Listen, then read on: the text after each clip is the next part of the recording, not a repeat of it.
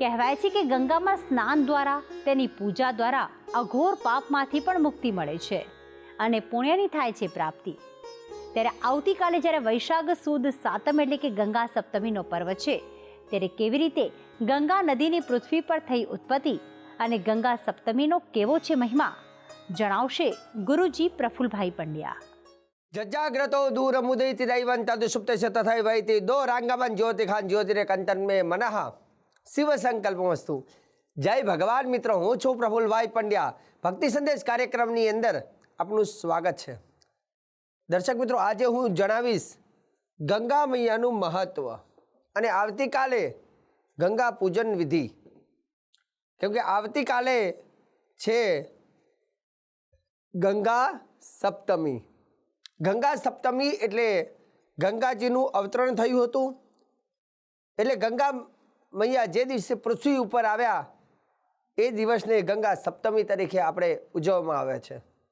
તો પહેલાં તો જાણીએ કે ગંગા મૈયાનું મહત્વ શું છે, કેમ ગંગા મૈયાને પૃથ્વી લોક ઉપર લાવવામાં આવ્યા હતા અને કોને લાવ્યા હતા અને એનાથી એના પિતૃનો ઉદ્ધાર થયો કે ન થયો. તો સંપૂર્ણ જાણકારી આજના કાર્યક્રમમાં હું તમને જણાવવાનો છું. મિત્રો, ગંગા સપ્તમીનું મહત્વ એવું કહેવાય છે કે શ્રીમદ ભાગવતની અંદર એવું કહેવાય છે કે સગર રાજાએ જ્યારે યજ્ઞ કર્યો હતો, સગર રાજાનો જ્યારે એવું કહેવાય છે કે જ્યારે કોઈ માણસ સ્વયજ્ઞ કરે એટલે સ્વયં પોતે સક્રત થઈ જાય. સક્રત કહેતા ઇન્દ્ર બની જાય છે. અને સગર રાજાએ ઘણા બધા યજ્ઞ કર્યા હતા. ખાલી એનો છેલ્લો યજ્ઞ હતો, જો એ યજ્ઞ પૂર્ણ થઈ જાય તો સ્વયં પોતે ઇન્દ્ર બની જાય. એટલે સ્વર્ગના ઇન્દ્રને થયું કે આ યજ્ઞ પૂર્ણ ન થાય, એના માટે ઇન્દ્ર એવું કહેવાય છે કે સગર રાજાના યજ્ઞનો જે ઘોડો હતો અશ્વ, એ ઘોડાને લઈને ઇન્દ્ર ત્યાંથી ભાગે છે અને ગુજરાતની અંદર સિદ્ધપુરની અંદર કપિલ મુનિના આશ્રમમાં એ અશ્વને બાંધી દે છે.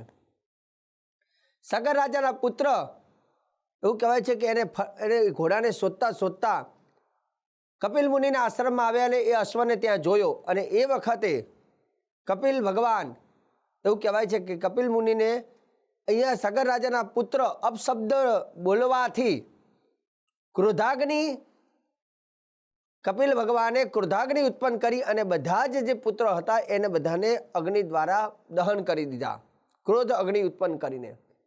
સગર રાજાએ જોયું તો એના ઘણા બધા પુત્રો મૃત્યુ પામ્યા છે અને એ પ્રેત યોનિમાં ગયા. કેમ કે અપમૃત્યુ થાય એટલે પ્રેત યોનિમાં જાય. સગર રાજાએ વિચાર કર્યો કે મારા બધા જ દીકરાઓની મુક્તિ માટે શું કરવું જોઈએ.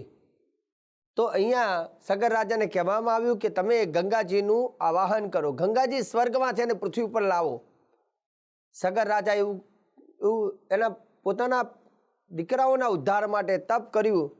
એનું રાજ્ય એના સંતાનને સોંપી અને તપ કર્યું. હવે સગર રાજાની બે પત્ની હતી, જેનું એકનું નામ હતું સુમતિ અને એકનું નામ હતું કેશિની. આ બે પત્ની હતી. અને એમાં પણ આગળ એમના જે અંશુમાન, અસમંજસના પુત્ર, સગર રાજાના પુત્ર અસમંજસ, એનો પુત્ર અંશુમાન. તો અંશુમાન અને અંશુમાનને ગાદી સોંપીને સગર રાજા પોતે તપ કરવા ગયા. સગર રાજાનો પ્રાણ નીકળી ગયા, જીવ નીકળ્યો, પણ ગંગા મૈયા આવ્યા નહીં. ત્યાર પછી અંશુમાને તપ કર્યું અને એમની આગળની પેઢી દિલીપ રાજાને સોંપી અને પોતે તપ કરવા ગયા. તપ કરતા એમનો જીવ ગયો, ત્યાં પણ ગંગાજી આવ્યા નહીં. પછી દિલીપ રાજાએ પોતાનો દીકરો પાછો ભગીરથ આગળની પેઢી ચાલી, ભગીરથને રાજપાટ સોંપી પોતે તપ કરવા ગયા, એમનો જીવ પણ ગયો, પણ ગંગાજી આવ્યા નહીં. ચોથી પેઢીએ ભગીરથ રાજાએ એવું તપ કર્યું કે એ તપના પ્રભાવથી ગંગા મૈયાને સ્વર્ગમાંથી પૃથ્વી લોક ઉપર આવવું પડ્યું. અને એવું કહેવાય છે કે ગંગા મૈયા જ્યારે આવે છે ને ત્યારે ગંગા મૈયા ક્રોધમાં હોય છે. એટલે અહીંયા ભગીરથ રાજાને કહ્યું કે હે ભગીરથ, જો હું પૃથ્વી લોક ઉપર સ્વર્ગમાંથી પૃથ્વી પર આવીશ પણ મને કોઈ ઝીલવાવાળું નહીં હોય ને તો હું પાતાળમાં જતી રહીશ. ત્યારે અહીંયા ભગીરથ રાજા વિચાર કરે છે કે મારે શું કરું. મહાદેવજીની ફરતી ઉપાસના કરી, શિવજીને પ્રસન્ન કર્યા, કહ્યું કે હે ભગવાન ભોલેનાથ, ગંગા મૈયાને તો મેં મનાવી લીધા પણ હવે પૃથ્વી પર એમને ઝીલવા માટે કોઈ સક્ષમ નથી અને ગંગા મૈયા પાતાળમાં જતા રહે છે. ત્યારે શિવજીને ખબર પડી કે ગંગા મૈયા અહીંયા અહંકાર ગંગાજીને લાગ્યો છે. એટલે શિવજીએ કહ્યું કંઈ વાંધો નહીં, ભગીરથ રાજા ગંગાનું આવાહન કરીએ અને જોઈએ છે ગંગાનો પ્રવાહ કેટલો છે. ગંગાએ જ્યારે એવું કહેવાય સ્વર્ગમાંથી પોતાના પ્રહાર સાથે જલનું જ્યારે બહાવ કર્યો છે ને જ્યારે પૃથ્વી પર આવ્યા છે, શિવજી આવતાની સાથે જ પહેલા ગંગાને પકડીને પોતાની જટામાં બાંધી દીધી. અને એવું કહેવાય છે કે 6 મહિના સુધી 6 માસ સુધી બાંધી રાખ્યા છે. ભગીરથ રાજા ભગવાનને પ્રાર્થના કરે, હે ભગવાન, મેં મારા પૂર્વજોના ઉદ્ધાર માટે ગંગાજીનું આવાહન કર્યું હતું, તમે ગંગાજીને રીતે બાંધી રાખશો તો? પછી ભગીરથના કયા પ્રમાણે ભગવાન ભોલેનાથે પોતાની જટામાંથી ગંગાધાર કરી અને જટામાંથી ગંગાજીનું અવતરણ થયું. અને એવું કહેવાય છે કે જ્યાં ભગીરથ રાજા ચાલે, પાછા ગંગાજી ચાલે, અને તેમ કરતા સગર રાજા જે ભગીરથ રાજા એના જે પૂર્વજો જે શ્રાપથી જે અગ્નિ જે કપિલ મુનિના ક્રોધાગ્નિથી જે ભસ્મ થયા હતા એ બધાને મોક્ષ મળે છે. એટલે ગંગા મૈયાને મોક્ષદાયિની કહેવામાં આવે છે. અને ત્યારથી ગંગા મૈયાનું એક નામ ભાગીરથી પડ્યું છે, કેમ કે ભગીરથ રાજાના તપના પ્રભાવથી ગંગા મૈયા પૃથ્વી ઉપર આવ્યા હતા. એવું કહેવાય છે ગંગામાં એટલી બધી તાકાત છે કે ગંગા જલનું પાન કરવાથી અથવા સ્નાન કરવાથી મનુષ્યનો મોક્ષ થાય છે. ભાગવતની અંદર તો એવું લખ્યું છે કે ગંગા પાપ નાશિની છે, પાપોને નાશ કરનારી છે. અને મહાભારત અનુસંધાનમાં કરીએ તો મહાભારતમાં પણ એવું લખ્યું છે, યદ્ય કાર્ય સતમ કૃત્વા કૃત ગંગા વિષેચનમ સર્વ તસ્ય ગંગાભ્યો દહાત્યગ્નિ રિવેન્ધનમ. એવું કહેવાય છે કે જેમ રૂનો ઢગલો પડ્યો હોય અને ખાલી એક માચિસની સરી એ બધા જ રૂના ઢગલાને બાળીને ભસ્મ કરી નાખે છે, તેમ મનુષ્યના જ્યારે ઘણા બધા પાપો થયા હોય પણ ગંગા જલમાં સ્નાન કરવાથી સમસ્ત પાપોનું દહન થઈ જાય છે. અને ગંગાનું વિશેષ મહત્વ રહેલું છે. ગંગાને તો માતા પણ કહેવામાં આવે છે, ગંગા મૈયા. શાસ્ત્ર એવું કહે છે કે સર્વ કૃતયુગે પુણ્યમ ત્રેતાયમ પુષ્કરમ સ્મૃતા દ્વાપરેપી કુરુક્ષેત્રે ગંગા કલિયુગે સ્મૃતા. કલિયુગની અંદર તો ગંગાનું વિશેષ મહત્વ છે. જેમ સતયુગની અંદર બધા જ તીર્થો પુણ્યદાયી હતા, સર્વ કૃતયુગે પુણ્યમ, સતયુગમાં બધા જ તીર્થો પુણ્યદાયી હતા. અને એવું કહેવાય છે કે ત્રેતાયુગની અંદર વિશેષ મહત્વ હોય તો પુષ્કરનું મહત્વ હતું. ત્રેતાયમ પુષ્કરમ સ્મૃતમ, ત્રેતામાં પુષ્કરનું વિશેષ મહત્વ હતું. તે રીતે દ્વાપરની અંદર વાત કરીએ તો દ્વાપરની અંદર કુરુક્ષેત્રે દ્વાપરમાં કુરુક્ષેત્રનું સ્થાનનું વિશેષ મહત્વ હતું. અને કલિયુગની અંદર વાત કરીએ તો કલિયુગમાં ગંગા મૈયાને સૌથી શ્રેષ્ઠ મહત્વ ગણવામાં આવે છે. એટલે લખ્યું સર્વ કૃતયુગે પુણ્યમ ત્રેતાયમ પુષ્કરમ સ્મૃતમ દ્વાપરેપી કુરુક્ષેત્રે ગંગા કલિયુગે સ્મૃતા. ગંગા કલિયુગની અંદર વિશેષ મહત્વ રહેલું છે. પુનાતિ, શાસ્ત્ર કહે પુનાતિ કર્તિતા પાપમ દુષ્ય ભદ્રમ પ્રયચ્છતિ અવગાઢ્ય ચ પીતા ચ પુણ્ય ચ સપ્તમમ કુલમ. ગંગા સ્નાન કરવાથી પાપનું તો દહન થાય છે, પણ જોડે જોડે પુણ્યની પાપ પ્રાપ્તિ થાય છે. અને અજાણતા પણ કોઈ પણ વ્યક્તિ ગંગા જલનું સ્પર્શ કરે છે, અજાણતા, જાણી જોઈને કરે તો એનું સારું થાય જ, પરંતુ જો અજાણતા પણ ગંગાજલનું સ્પર્શ અથવા સ્નાન કરે છે તો પણ એના મનુષ્યના પાપનું દહન થાય છે, આવું શાસ્ત્ર કહે છે. આવતીકાલે ગંગા મૈયાનું પૂજન ચોક્કસ તમે કરજો. પૂજનની અંદર પહેલાં ભગવાન ગણપતિ દાદાના વંદન અને ઘરમાં એક અખંડ દીવો કરી ગંગા જલ હોય તો ગંગા જલનું અંદર ચોખા પધરાવી નમસ્કાર કરી અને હાથમાં પાણી લઈ અને અંજલિ પ્રદાન કરજો. એક દીવો ગંગા મૈયાની અંદર એક પડિયામાં એક દીવો કરી અને એની અંદર મૂકજો. અને દીપદાન કરવાથી એવું કહેવાય છે પિતૃઓનો ઉદ્ધાર થાય છે.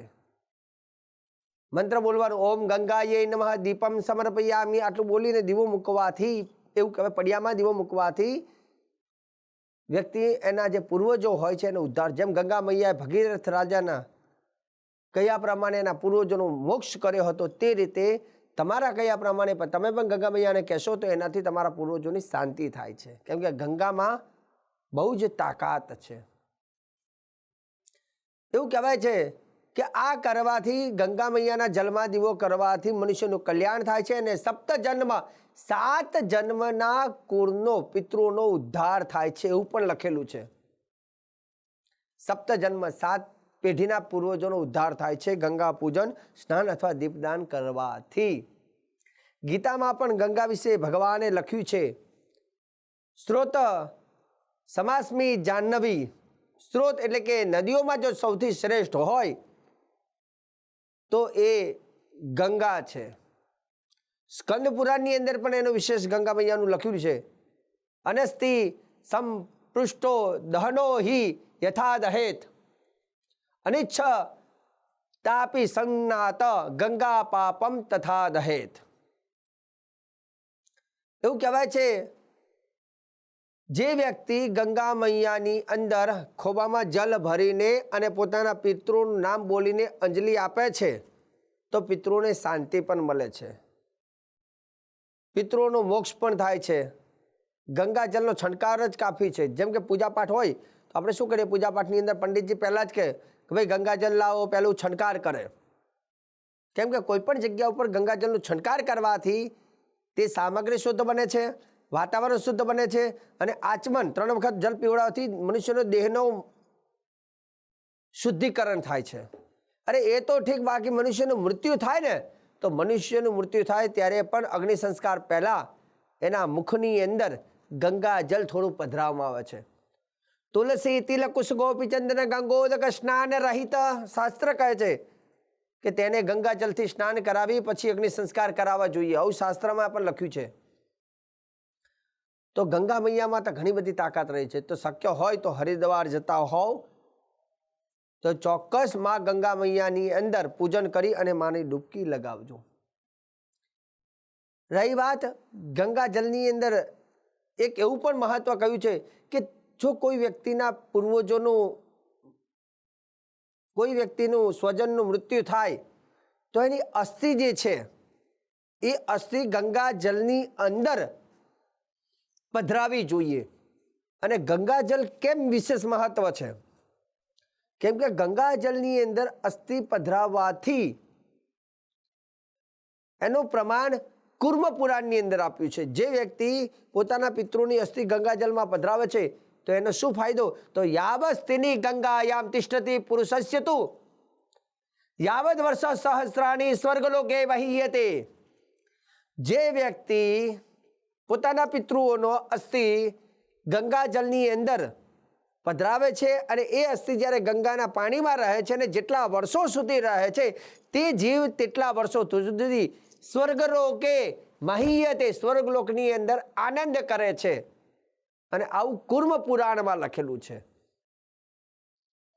તીર્થાનામ પરમમ તીર્થ નદીનામ પરમમ નદી મોક્ષાદામ સર્વભૂતાનામ મહાપાતક ન્યાસની. જેમ તીર્થોની અંદર સૌથી શ્રેષ્ઠ તીર્થોના રાજામાં પ્રયાગરાજ કહેવાય, એમ નદીઓમાં સૌથી શ્રેષ્ઠને ગંગાને ગણવામાં આવે છે.